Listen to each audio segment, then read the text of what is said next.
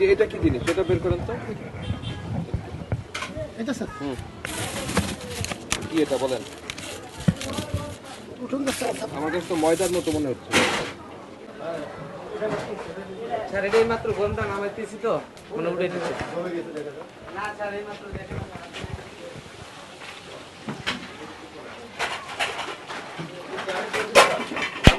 আপনার এটা কতদিন যাবত জমে আছে? স্যার পরিষ্কার একদিন করেন না কেন? রাখলে 2 দিন রাখলে এরকম হয়ে যেত, অনেক মাল রাখা তো।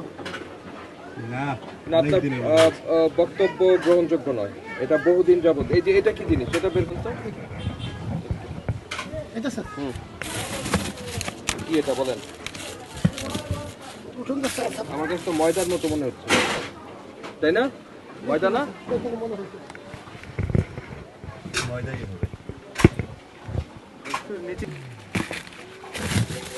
কি এটা বলেন তো ভাই? এটা ময়দা স্যার। ময়দা।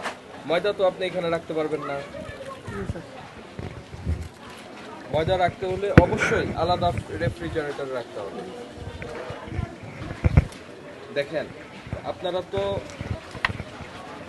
যেভাবে এই স্টোরেজ করছেন ফ্রিজের ম্যানেজমেন্ট একেবারেই ঠিক না। এটা এইভাবে করা যাবে না।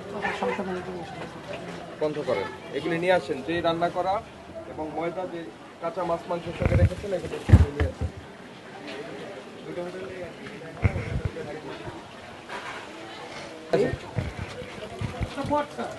বট। সিদ্ধ করা সিদ্ধ করা স্যার। সিদ্ধ করা মানে এটাও ওই একই ফ্রিজে ছিল। হ্যাঁ, এটা তো বের করলামই আমরা। এটা পাক করে নিতে পারছি স্যার।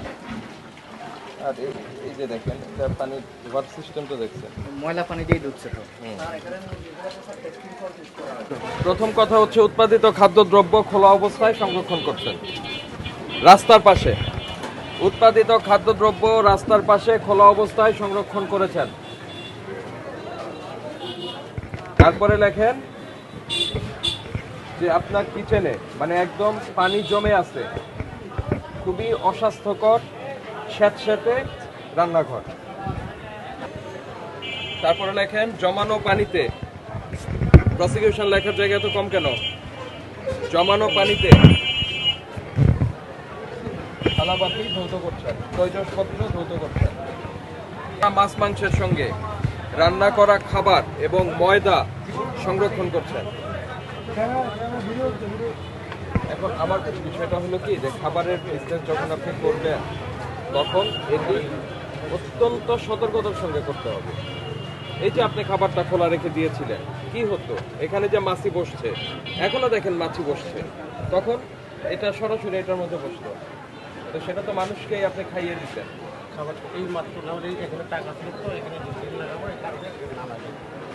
আপনার ওখানে তো ছিল, হ্যাঁ, তো ওখানে খাবার ওখানেই থাকবে, ওইটাই থাকবে।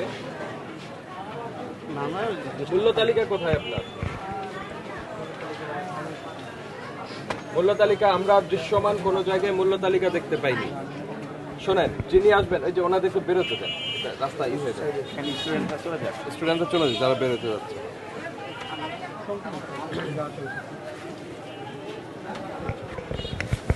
দেখেন আমি এখন বলি আপনাকে,